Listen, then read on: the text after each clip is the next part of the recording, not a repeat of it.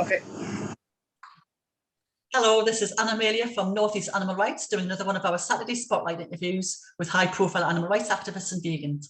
Today we have Paula and Anderson, who are the co-founders of Green Bay. Green Bay is an omni-channel they're based in West London. So they're going to give us a little show around, a little tour of their store at the moment. So take it away and show us around what you have there. Hi. Hi, guys. I'm gonna turn this around to show you. Okay, Green Bay. So we're based in 8 Northern Road in Fulham, and basically it's a bit messy at the moment because we just received a delivery. But so here we have like all the different sections. We have all the chocolates and all the protein, whipped cream, cooking stuff. Then we have the drink section. We have some, actually these are new. They are the new roots yogurts, which are amazing. And yeah, then we have a beauty section.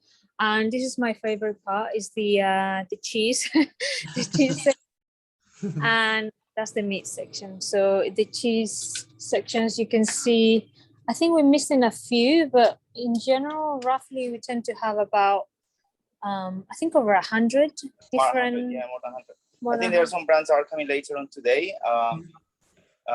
Yeah. So, but we have more. This is not everything.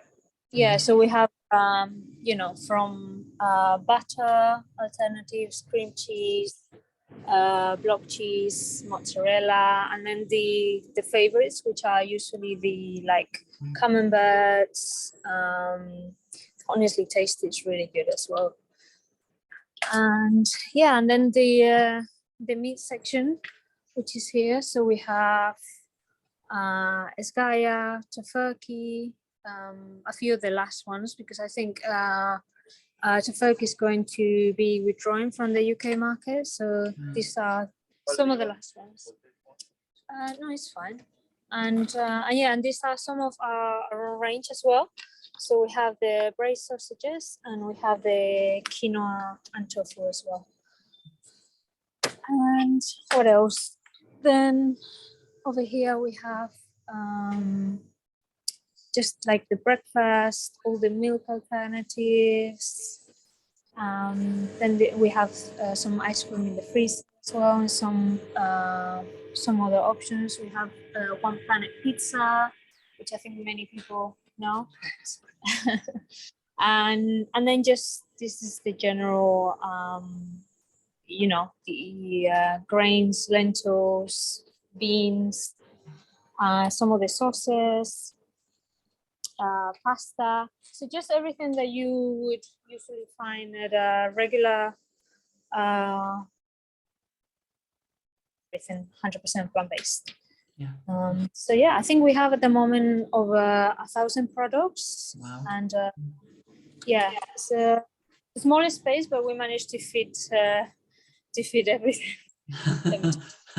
It looks absolutely amazing. It's like a slice of vegan heaven. I think we could just go down there and spend hours searching, looking around. I mean, there's brands there which I'm familiar with, but there's a lot of new brands there as well. I was interested to see how many cheeses you have and how much chocolate you have as well, because we'll talk later on about how much how difficult some people find to look for a really good quality chocolate and also a cheese. But that's absolutely brilliant, and thank you very much. We're going to take a pause now, and then we're going to we'll stop the recording now, and then we'll catch up with you in a moment when you're ready to have a little chat with both of you. Okay, so I'm going to pause. Okay, so now we've had a fantastic tour around the amazing store, and now we're going to ask both of them a few questions about how they got to where they are now. So I know you arrived in the UK, quite a few years ago. With you didn't have much in the way of finances, and you couldn't speak English. But you both went on to have really, really successful careers with companies like Goldman Sachs and Bloomberg, who most people have heard of. So what is it that made you leave well-paid, reliable careers to open up an omni-channel vegan supermarket? And how did your own personal journeys into veganism begin? Okay, how do we start? So I think we'll start by our own journey. So back in 2014, I went vegan. and it was obviously for ethical reasons. But the more I learned about the impact of a diet, also on our health and environment, it just made it so clear that it was, the path that I wanted to take. And then soon after, Anderson also switched to a vegan diet. And at the time, like you said, we were working in both corporate careers, and we were actually, in a really good position. But I don't know if you want to continue. Yeah, so I think adding to the fact that I turned vegan, I think it's important to say, like, I come from Colombia, so that's like a proper meat eater country. So it was a big challenge, but at the same time, like, when you think about the ethics, and it makes things easier, like, to understand why you should make the change. So that was so culture was something really important for me. It was like the ethics, that the strongest reason for me to change my diet. And then, as Paula said, like, when I was working, so basically my last job, I was working for JP Morgan, and I was working in investment banking division. So I was like really in a really good position.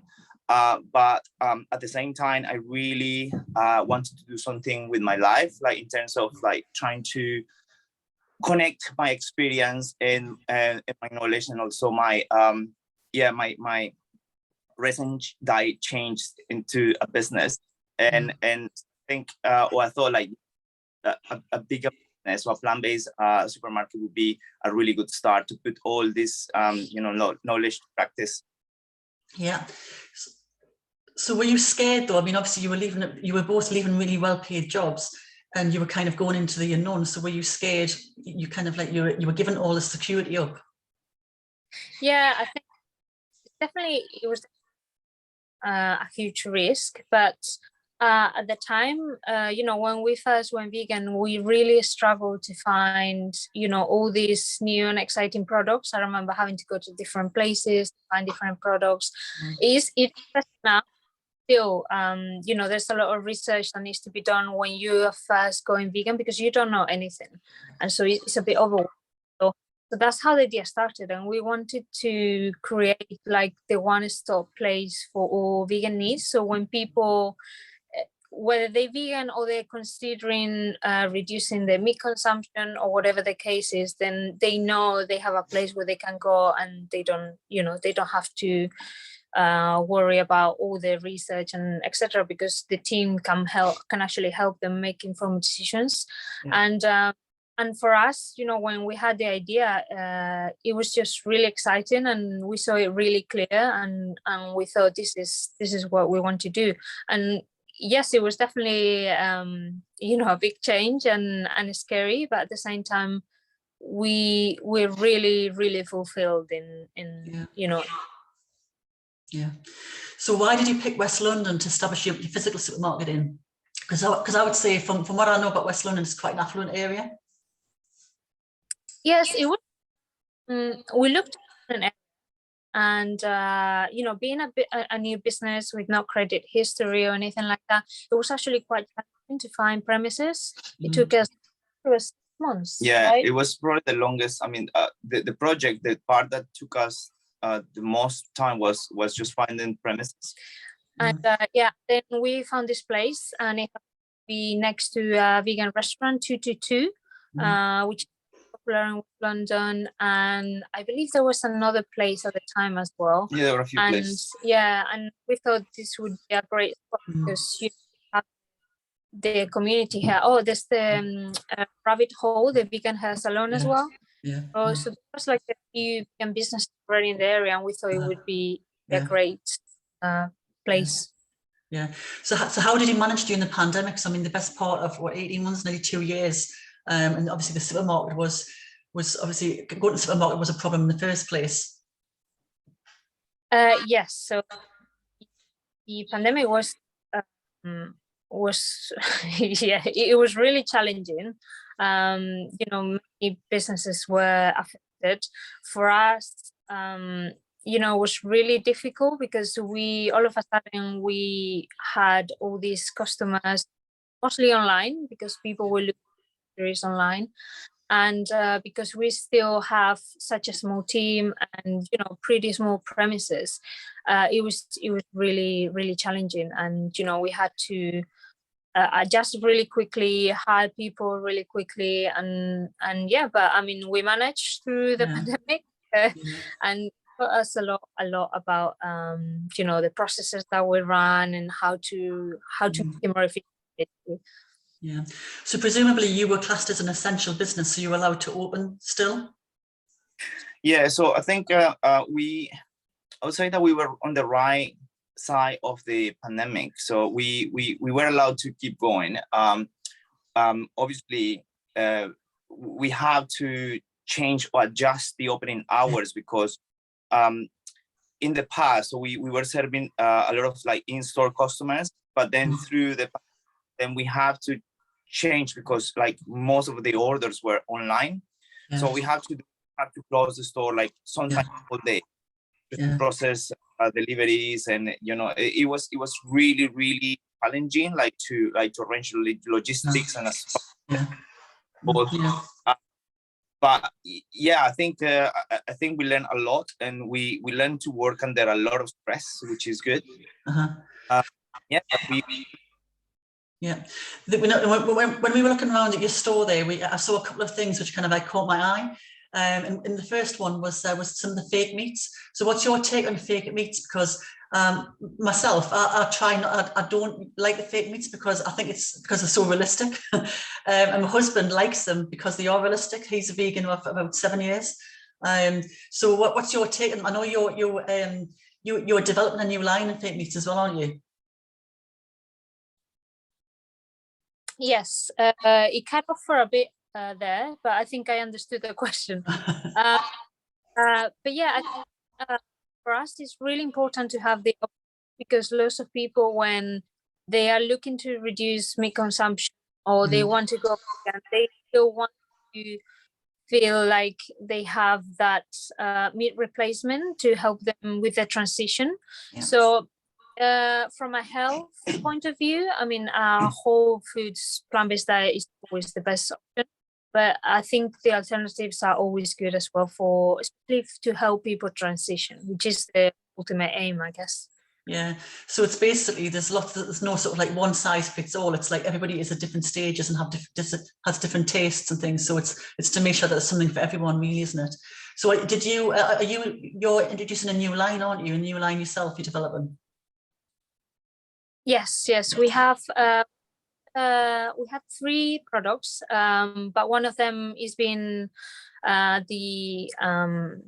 redone in the factory. So at the moment we have 2. So one is like I showed you upstairs. One is like braised sausages, which are like a smoky alternative to sausages, and the other one is more on the healthier side. So it's made with quinoa. Yeah. So how soon will that be ready then to buy online? It is ready. Yeah, we launched it at the end of last year. Right. Okay. Good. Currently available. Yeah. Good. One of the outreaches we did recently, because obviously it's just coming towards the end of January, so we did cheese, chocolate, and chicken. Because these are Viva says these are the big 3 things which people find the hardest to either give up or to find really good substitutes for. So what's your advice for new vegans who are searching for the perfect brands, and what are your favorites? That's a really good question. Okay, so I would say my personal favorite, and I think one of the most popular, is Mouse's Favorite, and they have different types. They have the camembert, for example, which is popular. I would also on the cheese section. One of my favorites too is the Honestly Tasty. The camembert is also really good, and it melts really well. So that's really closest thing to dairy camembert. So that would be on the cheese section. And in terms of meat, we'll have to recommend ours because they are really good. But there are other brands, like for instance, Dura, this Spanish brand. They're coming up with amazing products. What else? In terms, the traditional. There are some like that have been in the market for a long time. Like for instance, Wiki. Yeah. Like salami slices. sausages. These are also good brand, like for people that want to try. But I would also suggest like to just to check a few items, because like why I say, you know, what I like, maybe it's not for someone else. And also if somebody can maybe just give us a call if they feel like a little bit lost, then just can give us a call. And because it's sometimes like can be a little bit daunting to start, because like you will need to start like adjusting the sort of everyday products you have, and then trying to choose the so sometimes people don't even know the brands, so they don't even know that the products actually exist. So I would suggest like maybe, and also to follow like Viva and all these like companies that buying from, that would be right. But not here at Wimbe, I think we're a lot like part of the reasons that we exist is about educating people. So I think that's something we really enjoy here. And when people come to the store, so we have the opportunity to show them, to talk to them, and to encourage this process. So I think I think that's key. Yeah. So how easy do you find it to promote animal rights within your work? Is it about accessibility, or is it just about ethics? I mean, how do you manage to kind of, you know, it's obviously veganism is not just about the food, and I know obviously you have non-food products there as well. So how do you promote the animal side of it? Yeah, so I think it's all about education, because like I mentioned, most people that come to a store are not actually vegans. So they're looking for alternatives, and many of them are not the whole implication behind you know, meat consumption and the dairy industry. So they might be curious and ask, oh, but why do you need a egg replacement? And that is a great opportunity for us to educate people on why this alternative exists, and why it is so important for people to choose this over animal products. Yeah. So what part of your job gives you most satisfaction? I mean, maybe different things for each of you. And what's been your proudest moment to date? Well, there have been a few. I mean, there's been a number of projects. Like every project, or every time that we achieve a goal is a little success, a little something like that. Means like, for instance, this week we have been working on this project for like probably more than 3 months, and we launched now our basically store on Deliveroo. So that was a lot of work, and so that was just one thing.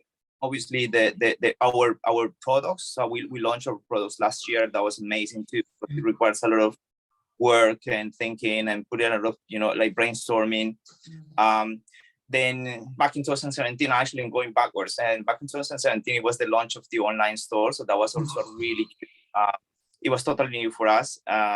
So yeah, and now we are working on other projects, and it's always, I think this is why, like when like for instance, in a personal level, I really like a challenge, and this is something like if you're working, sometimes when you have like you have a nice job, you still find like you need that kind of challenges, like so yeah, so, there are so many things, like or just COVID. You know, COVID was for us, you know, a huge challenge, and we managed the thing, like were really hard, and yeah, it was I think everything, even the bad, like when you go, you know, because you always learn from them. Even sometimes, you know, things like probably nice, like when people maybe, you know, complain about something, but it's always an opportunity to listen to them and learn like what went wrong, and then, you know, make things better. Yeah. I know you've been going for quite a while now. You've been going about, is it 5 years? You've just celebrated your fifth, is that right? Yeah. So you'll have seen things change quite a lot in terms of the product availability over the last few years. So, so do you have have you noticed any sort of like any product trends or food trends at the moment? What should we be watching out for? I think there's always definitely like new products coming to the market. We've obviously in the drink space, there's a lot of new products targeting like gut health and stuff like that. But I think over the years, we've seen a huge difference in terms of categories. And I think the biggest drivers are always dairy-free cheese and plant-based meats, because I guess that's what people are looking for when decision, and is the easiest way to swap. So those are the bigger ones. Yeah, I mean, I suppose the trends I've noticed are, like you said, towards the more the cheeses which are more similar to dairy. Everybody seems to be searching for the holy grail of a cheese which tastes exactly like dairy cheese. But actually, with dairy cheeses, there were so many varieties of those as well. So it's not a case of a straight swap. And obviously, we've got the chickens. We've got VFC doing the fried chicken as a response to KFC. So I think you're right. I think it's the cheeses and the I mean, the chocolates are getting better and better all the time, but I think it's the cheeses and the fake meats. So what's next for you then?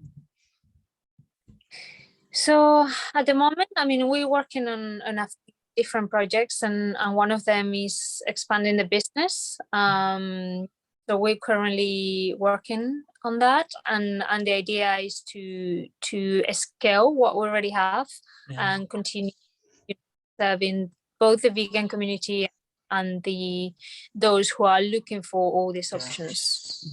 Yeah. So I'll be coming down to London in the summer, so I might pop in and say hello, and probably bring a few bags so I can fill it with all the goodies as well on the way around. So anyway, we're going to sign off now. So thank you very much. It's been absolutely fascinating. It's been really, really lovely looking around your store and talking to you both as well. And thank you so much for what you're doing, because I know, it's really, really problematic and very, very challenging. But what you're doing is a really, really good way of getting out the vegan word. And it is a massive form of activism itself as well. It's about the accessibility and making people realise how easy it is to be vegan. So thank you very much for all of your hard work. It really, really is appreciated by people like us on the street. when we are talking to people and people say it's difficult, we say it's not, because you can go to Green Bay, you can go to this place, you can go, so it's absolutely brilliant. So this is Anna Amelia from North East Animal Rights signing off now and saying thank you very much to Paula and Anderson from Green Bay. Thank you so much for having us. Thank you. Bye-bye. Thank you very much. Bye.